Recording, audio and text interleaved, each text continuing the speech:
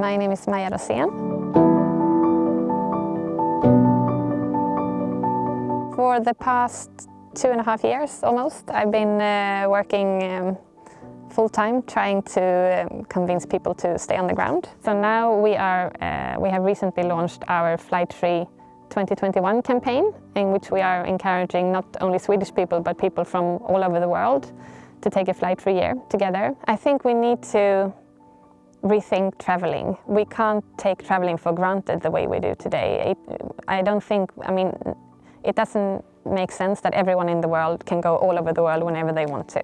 So I think we really need to think of traveling as something that we do more rarely, and that we do it maybe and stay away longer if we go traveling, for example, and we travel far. Even if the flights have a good purpose, the climate can't really handle them. Right here and right now, we should just avoid all emissions that we possibly can. When I first started the campaign, I never would have thought that it would sort of get attention from media in 20 countries all over the world, and that other people in other parts of the world would start the campaign. And I think that's something that really shows that we don't have to be that many to change things. And there's also research showing that just a very committed minority can really influence the attitudes of the majority.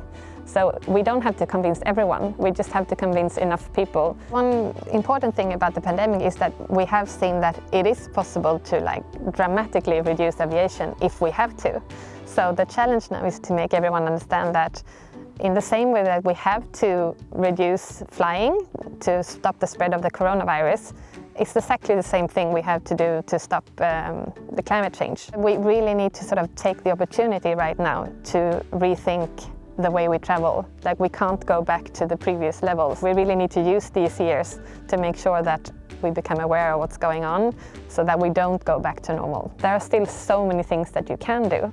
It's not about stopping living or giving up traveling, it's just that you have to travel in a different way. For example, by going by train, you see so much more of the countries that you visit, you meet so much more people along the road, and that the journey itself becomes part of the experience. It's not only about going from A to B, so it's still part of the holiday. A lot of people have the idea that you really have to go as far away as possible to have a good time, and then I'm thinking what kind of society have we built if people just want to go as far away from their lives as they possibly can?